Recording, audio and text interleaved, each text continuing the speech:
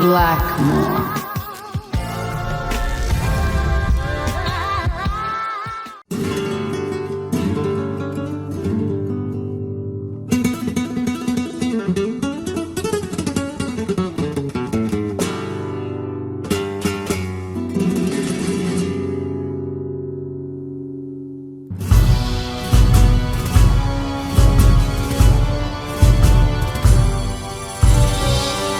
The rapier, a gentleman's weapon of choice, especially in an honorable duel. In today's episode of Weapon Select, we're going to be going over not only the rapier weapon itself throughout fighting games and beat 'em up games and just different games out there. We're going to be going over especially the art of fencing and how it has shaped its way into multiple genres of video games out there. So kick your feet up, grab your snacks, and enjoy today's episode, folks. And welcome once again. So, fencing wasn't born in a gym or dojo. It was born in the back alleys, royal courts, and dueling circles of the Renaissance. When armor began to fade from battlefields around the 15th century, the sword evolved too. Heavy-cutting weapons like long swords became obsolete for civilian defense. You didn't need to hack through plate anymore. You needed to survive a duel. That's where the rapier came in. Long, elegant, needle-like, designed for the thrust. The word itself comes from the Spanish espada huevera, meaning dress sword. It was a gentleman's sidearm, carried not for war, but for honor. By the 16th century, fencing had split into two great schools: the Italian school, emphasizing geometry, tempo, and controlled aggression. Masters like Rodolfo Capoferro and Salvatore Febres taught the victory came not from force, but from timing. A single, precise thrust placed between heartbeats. The Spanish school, nicknamed the true art, treated fencing like a mathematical dance. Duels were fought along circles, lines, and angles, a choreography of intellect as much as violence. These masters believed fencing was not brute combat.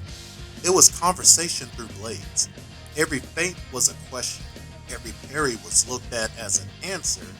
Every lunge was a statement of truth. Now, if the rapier was the philosopher's blade, the saber was the soldier's. Born on cavalry battlefields and refined in the 18th and 19th centuries, the saber was designed to cut and slice instead of pierce. And the rapier is more about precision, while the saber demands aggression, is the best way I can put the difference with these two blades. You could say the rapier speaks and the saber sings, while in silence before the storm, a single note of death. And the saber is a symphony of strikes. Charlotte from Samurai Showdown, a French noblewoman, a proud defender of her homeland during the chaos of the 18th century. She carries herself with grace, discipline, and an almost royal sense of justice. A heroine carved from elegance. She is heavily inspired by the manga anime series Lady Oscar, Rose of Versailles. From appearance, personality, even the noblewoman trope. Her fencing style mimics classical French fencing. Upright stance, narrow guard, and devastating thrust. Her tri-slash attacks are similar to the real-world Vieche, a running thrust used to break through an opponent's line. Her gameplay is spacing incarnate, poke, retreat, and control. She rewards composure, exactly like a fencer waiting. She embodies the art of the single hit that ends the duel. Ore, from Under Night and Birth, a member of the Lychee Cres, a holy order that battles supernatural creatures called voids. She's noble, disciplined, and has the classic honor-bound warrior archetype of anime fighters. Calm, refined, but absolutely lethal when her faith is tested. Her fencing style with her rapier is pretty nice too. Her stance is upright, and her attacks are long-reaching with a focus on thrust, lunges, and precision hits that echo the feel of fencing. In gameplay, she's all about spacing, control, and whiff punishment. Very similar to real fencing strategy. Her dash attacks mimic a fencer's lunge, while her aerial pokes mirror the constant repositioning seen in modern sport fencing. She's a pretty great example of how anime fighting games stylize rapier combat flow, in my honest opinion. Foxy from the King of Fighters series. She's a member of the mysterious Ness cartel. She's a calm, calculated, and fiercely loyal to Kula Diamond, sort of like a mother figure. She fights like someone who knows she's the sharpest blade in the room and doesn't really need to prove it. Her movements come straight from modern fencing.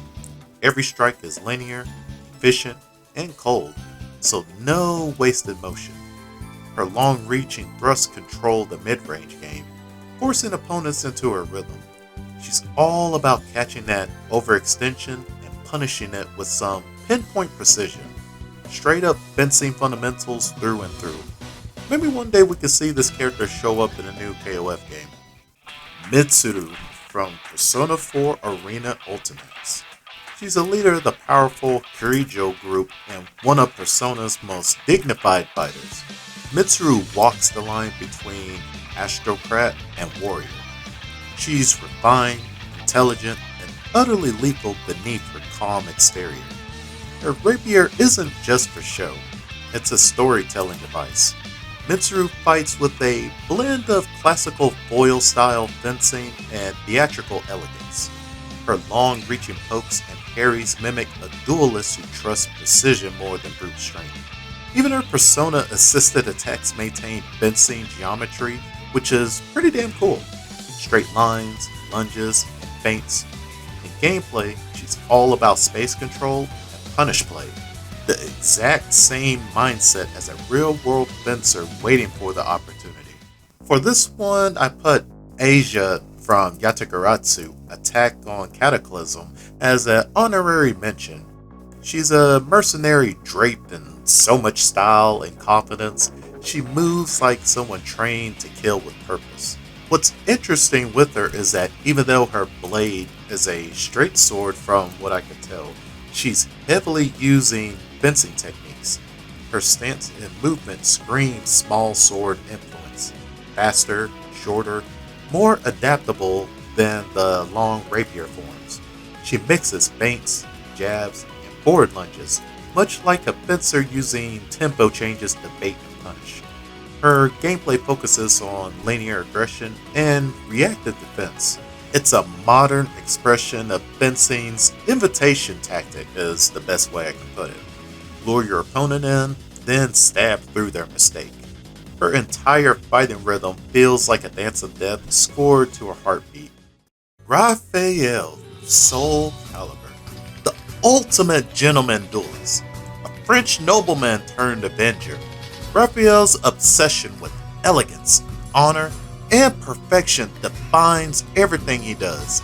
He sees battle not as chaos, but as a conversation conducted in steel. Raphael's entire moveset is a good love letter to Renaissance rapier fencing. His stance mirrors the Italian capoferro style, side-on posture, blade extended, minimum wasted movement. Every attack is a linear thrust. Every dodge is a measured step. His gameplay favors countering impatience, waiting for his opponent to falter, then striking through the opening like lightning. Even his prep stance mimics fencing's engagement reading, measuring, then executing with surgical precision. Raphael isn't just a fencer, he's a fencing personified. Still, one of the greatest representations out there in my honest opinion. Did I forget to mention he later becomes a vampire down the line? Now, Amy is another Soul Calibur character, but she's Raphael's adopted daughter. Where he is cold and methodical, Amy is emotion wrapped in steel. Quick, quiet, and unpredictable. Amy wields her rapier like it's an extension of her heartbeat. Her attacks are shorter, faster, and rhythmically sharper than Raphael's. She borrows traits from small sword and foil fencing, focusing on rapid thrust strings, evasive sidesteps, and perfect timing. In gameplay, she trades raw reach for speed. Her fencing reflects youth and adaptability. Every lunge, every parry is like a conversation with her father's ideals. A duel of generations through technique is the best way I can describe Amy and Raphael in comparison with one another. Highwayman, Bushido Blade 2. He comes from one of the craziest 3D weapon fighters out there from back in the day. He's a mysterious duelist, relying on calmness and accuracy rather than aggression. A perfect personality match for the Rapier's philosophy of one clean strike deciding everything. In Bushido Blade 2, Rapier style fighting is portrayed with lethal realism. Every thrust can end a match instantly, mirroring how real life rapiers were designed to kill in a single decisive motion. There are no combos or flashy animations, only timing, angle, and control of distance. It's one of the most accurate depictions of fencing mentally in gaming, where hesitation means death, and a single misjudged lunge is the end for you. Now, Kyrian from Samurai Showdown Sin comes from the 3D version of Sam Show. He's a cocky Spanish bullfighter who is an extremely good fencer. Kyrian's fighting style borrows heavily from European rapier fencing. He uses a pretty flashy style, lots of spinning moves, and single step strikes. He's definitely going to end every strike with a pose too. Maybe one of these days we will see this character make a return in some way and not be trapped in the Sin game, because I already find it so interesting that him and Charlotte have a little bit of a rivalry going on within the Sin game itself, so maybe they can play around with something like that. Now for the beat 'em ups and action games out there, Elden Ring is going to be a big surprise to you all making on this list. There are so many different rapier weapons with some strong fencing strikes, especially thrust strikes. You can even find rapiers in Bloodborne, which there is, I believe, just one single weapon that is like this, and you will find plenty in Lies of P as well. The Assassin's Creed series. Ubisoft's depiction of rapiers pay homage to European fencing traditions, and there are so many Creed games out there that feature this weapon too. The duels in 2, Brotherhood, and many more I feel capture the grace of classical swordmanship, where stance, timing, and reading your opponent matter more than button mashing. The light thrusts and many more attacks out there evoke the Italian and French schools of fencing. The agile footwork, precision strikes, and quick recoveries. Even in stealth kills and cinematic duels, the animations reflect fencing's key elements: linear engagement, clean execution, and elegance over brute strength. Virtuosa in For Honor is someone I have to include in here. Virtuosa fusing artistry with brutality. Her fights are both a concert and a execution, is the best way I can describe it. Her design seems to pull from Baroque-era rapier and court dueling. Her animations focus on feints, counters, and rhythmic tempo shifts. It's like a perfect analog to fencing's deceptive play. Mechanically, her feint-heavy gameplay mirrors fencing's mind games, drawing an attack just to punish it with a swift riposte. Her duels are musical in a sense. She plays her opponents like an instrument. Every note is a stab, every pause is a trap. Even from what I've seen when she first came out, many say she was pretty broken balance-wise, so it's ironically pretty funny to me. Miss Y from Streets of Rage 4, the daughter of Mr. X of the former criminal syndicate. She commands the Y syndicate. She's stylish, vicious, and far too composed for a crime boss swinging a sword in high heels. Her fencing style, where she wields her rapier with a little bit of swagger. Do people still say swagger? Oh well. Anyway, it feels like modern cinematic fencing. Her thrusts are quick and direct, reminiscent of sport ippy, while her flourish attacks show a flair for intimidation and flair over form. Mechanically, she's about reach and punishment, controlling mid-range spacing and interrupting slower enemies. Her style says, I don't fight fair, I fight smart. If you want to learn more about the Streets of Rage Crime Syndicate, I'll have it at the end of the video too, so be sure to check that out too as well, because I do also talk about Miss Y as well. The rapier is often described as the weapon of thinkers, artists, and tacticians. Every thrust in a video game that feels clean, every perfectly timed counter that makes you jump back in excitement. So next time you pick Raphael, Charlotte, or Mitsuru, remember, you're not swinging, you're speaking. And your opponent though, they better learn to listen and be on their guard. So, what do you guys think? Especially the plethora of history and just backbone that carries with the rapier and also fencing as well. I still, in my honest opinion, I have to say it once again, literally Raphael is like the best representation out there for rapier and fencing in video game history, in my honest opinion, because man, ever since like really getting into Soul Calibur, especially just seeing how the way the weapon exhibitions and just seeing how the different stances that he takes within fencing is pretty awesome in my honest opinion. And there's quite a few in there that I actually did not know about or really just never paid attention throughout my time playing, especially with Elden Ring. I'll be honest, I did not even, it didn't even cross my mind that there were rapiers in the game. I really just did not pay attention that much throughout playing the game, and especially beating it multiple times, which is just crazy in itself.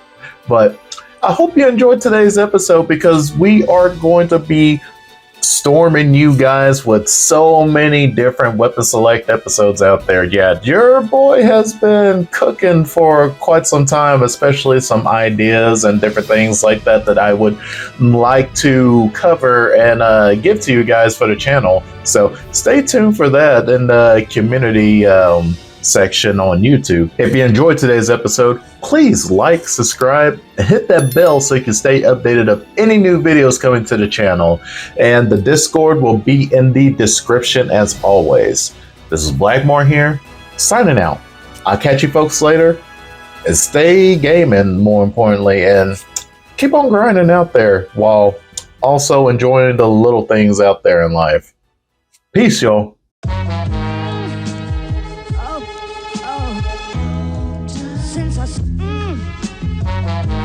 The study of Kung Fu fighting is ongoing. Don't ever hope to master all of them.